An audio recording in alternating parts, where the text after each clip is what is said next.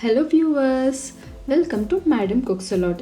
இன்றைக்கி நான் உங்களுக்கு ஈஸியாக லஞ்ச் பாக்ஸ் ரெசிபியான பாலக் சாதம் எப்படி செய்கிறதுன்னுட்டு காட்ட போகிறேன். வாங்க அதுக்கு தேவையான பொருட்கள் எல்லாம் பார்த்துக்கலாம். இப்போது சாதம் வேக வச்சுக்க போகிறோம். அதுக்கு ஒரு கிளாஸ் பச்சரிசி எடுத்துக்கோங்க. இந்த அரிசியை நல்லா 2 தடவை கழுவி 3 கிளாஸ் தண்ணி ஊற்றி நம்ம 3 விசில் வர வரைக்கும் ரைஸை வேக வச்சு எடுத்துக்கலாம். பிசிபேளை பாத்துக்கு செய்கிற மாதிரி ரைஸை குழையாக வேக வச்சு எடுத்துக்கோங்க. அப்போ தான் பாலக் ரைஸுக்கு நல்லாயிருக்கும். நான் இங்கே 2 கட்டு பாலக்கீரை நல்லா கழுவி க்ளீன் பண்ணி எடுத்து வச்சுருக்கிறேன். ஒரு பாத்திரத்தில் தண்ணி நல்லா சூடாகி வந்ததும் நம்ம க்ளீன் பண்ணி வச்சுருக்கோம் இல்லைங்களா பாலக்கீரை, அதை இதில் சேர்த்து 5 நிமிஷம் வரைக்கும் வேக வச்சு எடுத்துக்க போகிறோம்.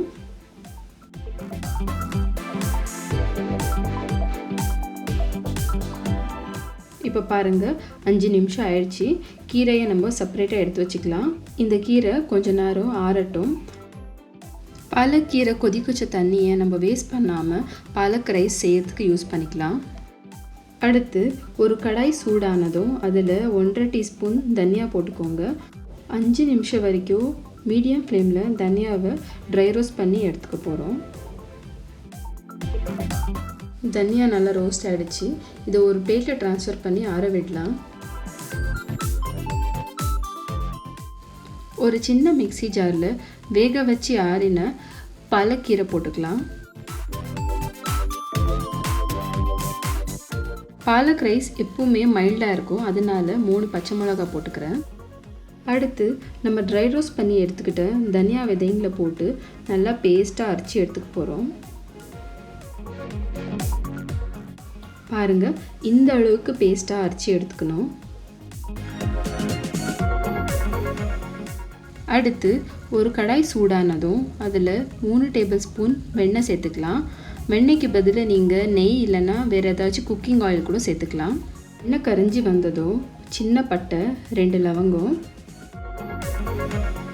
1/2 டீஸ்பூன் இஞ்சி பூண்டு விழுது, இதை கொஞ்ச நேரம் வறுத்துக்க போகிறோம்.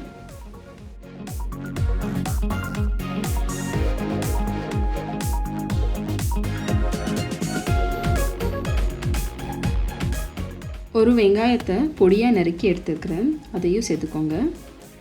வெங்காயம் நல்லா பொன்னிறமாக ஆகிற வரைக்கும் ஃப்ரை பண்ணி எடுத்துக்க போகிறோம்.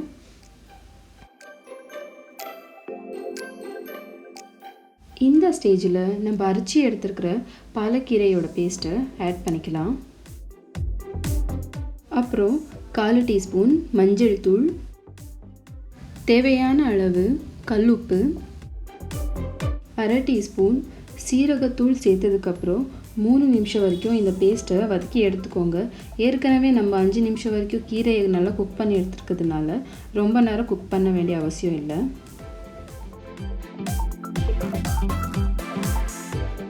இந்த ஸ்டேஜில் திக்கான பால் 1/2 கப் சேர்த்துக்கிறேன். திக்கான பால் இல்லைன்னா நீங்கள் ஃப்ரெஷ் க்ரீம் 2 டேபிள் ஸ்பூன் சேர்த்துக்கலாம். இப்போது இதை நல்லா மிக்ஸ் பண்ணி எடுத்துக்கோங்க. இதை நல்லா கலந்து எடுத்ததுக்கப்புறம் நம்ம கீரை வேக வச்சுருக்கோம் இல்லைங்களா, அந்த தண்ணியை 1/2 கப் போட்டுக்கலாம்.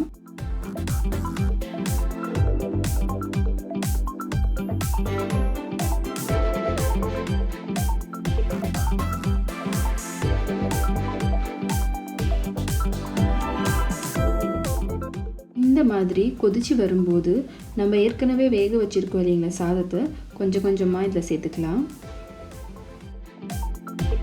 யூஸ்வலாக இந்த பாலக் ரைஸ் மண்டே லஞ்ச் பாக்ஸுக்கு கரெக்டாக இருக்கும். எதுக்குன்னா சண்டே சாட்டர்டேஸ் எல்லாம் நம்ம ஜங்க் அது இது சாப்பிட்டு ஹெவியாக இருப்போம் கேலோரிஸில். ஸோ இந்த மாதிரி நீங்கள் மண்டேஸில் கீரை, full greens, vegetables, fresh fruits எடுத்துக்கிட்டிங்கன்னா பேலன்ஸ் பண்ணலாம் கேலோரிஸை.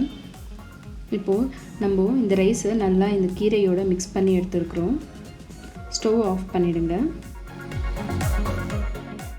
ஹெல்தியான அப்புறம் டேஸ்டியான சுட சுட பாலக் ரைஸ் ரெடி ஆகிடுச்சு. இது மேலே லெமன் ஸ்க்வீஸ் பண்ணதுக்கப்புறம் இமீடியட்டாக சர்வ் பண்ணுங்கள்.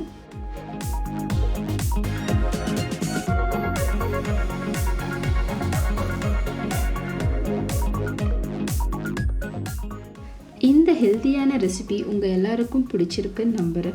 நம்ம சேனலில் நீங்கள் வேறு ஏதாச்சும் ஹெல்த்தியான ரெசிபீஸ் பார்க்கணுன்னு விரும்புனீங்கன்னா கண்டிப்பாக நீங்கள் கமெண்ட் செக்ஷனில் மென்ஷன் பண்ணுங்கள்.